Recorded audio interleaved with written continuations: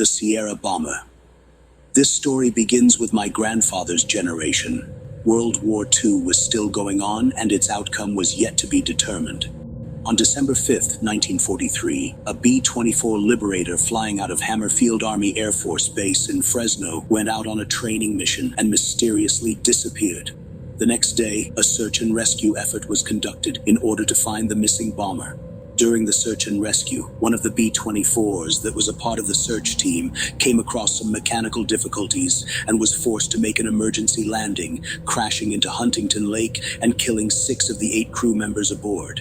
In 1944, the Army began dragging the lake in an attempt to find the downed bomber and the missing crewmen.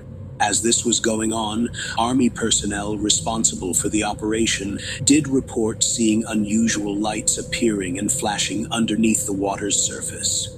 One of these individuals was Private Leslie Pendleton. Besides seeing the lights, it would later be told that he also heard what sounded like heartbeats coming from the watery depths. Unable to find the downed bomber, the Army abandoned their search, but Private Pendleton wasn't ready to give up. Bolstering his determination to find the downed plane was the fact that reports were coming in about locals claiming to see spectral images appearing on the lake's surface instead of just beneath it. At first, these reports told about these specters constituting as nothing more than faint points of light moving across the lake and into the surrounding woods. As time went by, these spectral lights began to grow in strength and solidity. It's unknown exactly when these spectral images took on their fully human forms, but it's something they eventually did.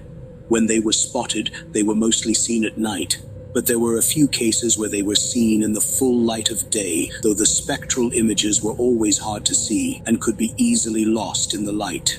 But regardless of exactly when they were seen, all descriptions were the same: uniformed airmen of the Army Air Force. When the specters were spotted after taking on their fully human forms, witnesses would claim that they were conducting some type of search. When they were engaging in this activity, some of the specters would disappear into trees and boulders, treating these things as if they weren't there and were of absolutely no concern. According to these reports, all that they were concerned with were trying to find what they were looking for. As a result of this, a lot of speculation began to form surrounding their activities. Some of the claims stated that the specters were looking for the missing liberator that initiated the search and rescue. Others would state that it was their own downed liberator that the specters were looking for. Some even stated that it was their own bodies that the specters were looking for based upon how they were conducting their search.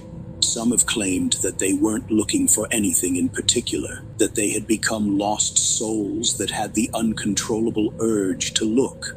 Bolstered by these claims, Private Pendleton became obsessed with finding the downed plane and would do what he could to continue the search, even if on his own.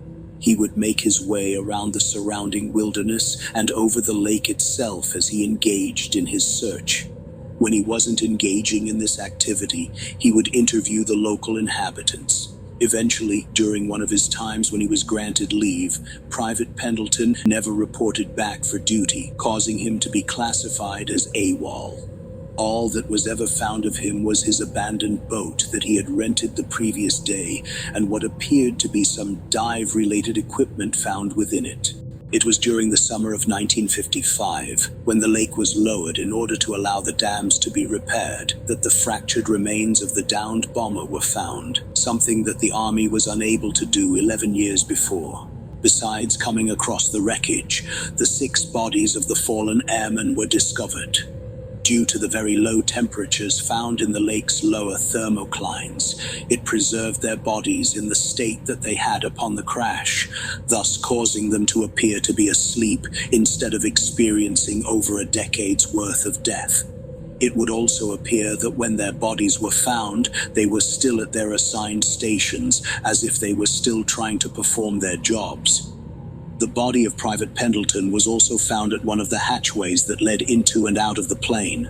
However, with the discovery of his body, it appeared that he was viciously attacked, as seen with the brutal slash marks that were found running across his face. When his body was taken ashore, whenever his face was uncovered, it would appear that his head would roll on its own accord and to look at anyone who would unveil it.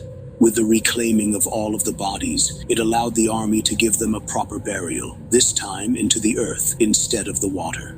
With the burial of the bodies, it caused the reports of the ghostly apparitions to all but disappear. It appears that with the discovery and reburial of the bodies, it has allowed the specters of the dead airmen to finally discover what they were looking for. But the discovery of the bodies could just be a convenient excuse for the locals to dismiss any sightings that they just so happened to come across as just a trick of the light and their overactive imaginations. This is due to the fact that there are still people out there who claim to see the ghosts of the dead airmen.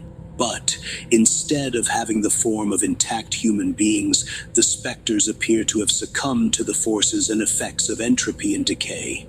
Their once pristine uniforms have become heavily tattered, and their flesh has all but rotten away. With where the flesh has finally given in and collapsed, a gaping hole exists to either reveal the underlying bone beneath or for the nothingness of death to present itself. But now, they are accompanied by a new specter, that of Private Leslie Pendleton. But beyond the hideous gashes found on his face, his specter has remained intact. Whenever he is seen, he acts as a warning for anyone who sees him to beware of the specters of the other airmen. So, when you are up at the lake, there is the chance that you will spot one of these specters, especially on a cold night. If you are lucky enough to come across one of these fiends, let's hope that you come across Private Pendleton over any of the others. But if you do find one of the other airmen, let's just hope that he isn't looking for you.